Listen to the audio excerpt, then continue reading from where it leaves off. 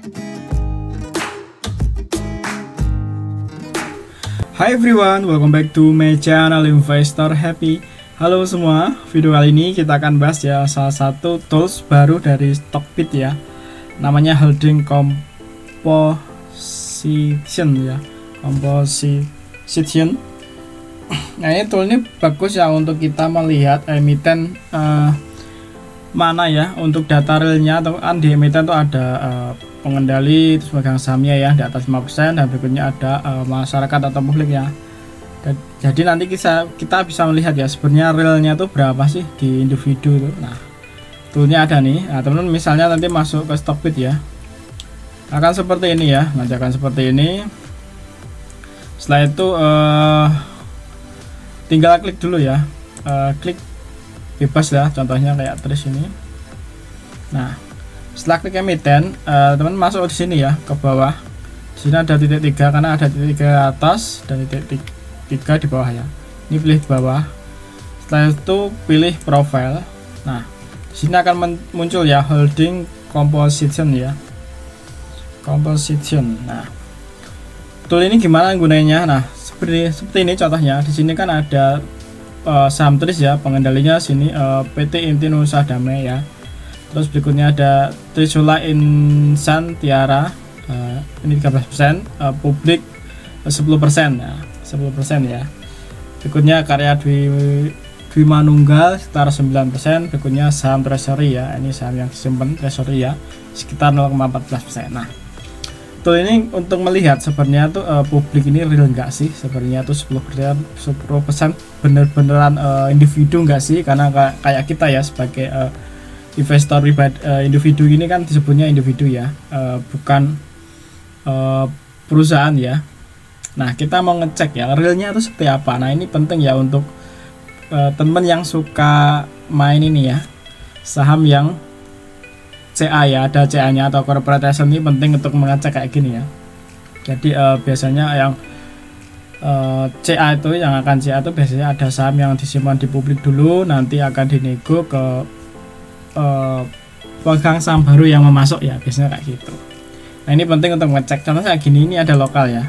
Nanti kalau all nanti nggak akan keluar ya. Nanti kita lihat lokal gini enak ya, kelihatan. Nah, di sini juga disebutin warna biru gini individu, berikutnya ada reksadana, berikutnya ada dana pensiun, asuransi, perusahaan, dan lain-lain. Nah, kuning lain-lain. Itu tinggal tinggal ini ya, arahkan kursor ke sini, nanti akan udah muncul tuh. Contohnya kayak gitu. Ini yang posisi atas nih, di atas ini kan kelihatan kan. Nah, kelihatan tuh biru ya. Kita pakai yang terakhir sini, contohnya biru di Juni ini ya. Biru itu kan individu di sini kan. Nah, di sini individu ya. Nah, biru itu cuma 1,87 ya.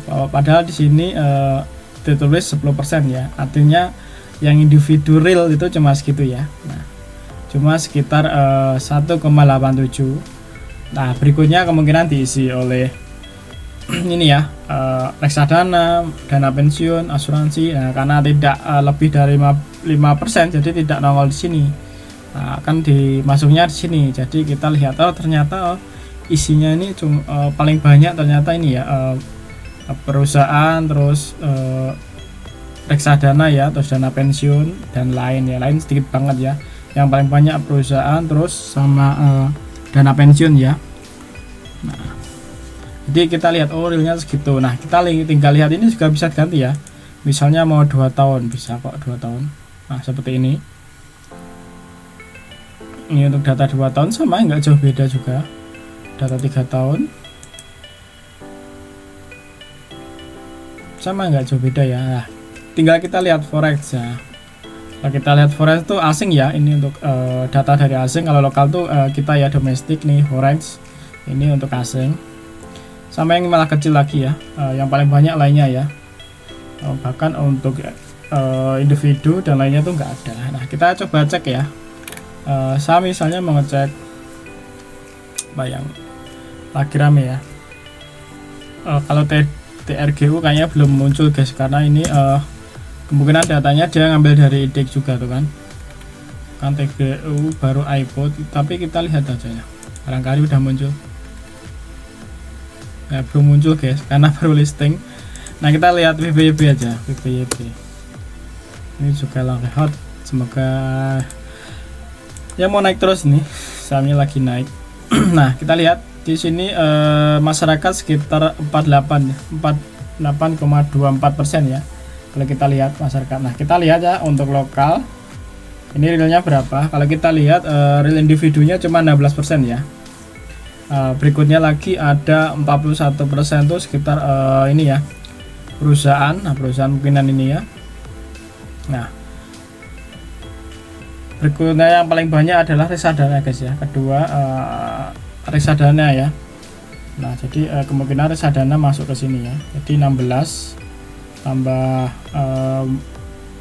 9 ya, sekitar berapa itu, 27 ya, 25 ya, 25.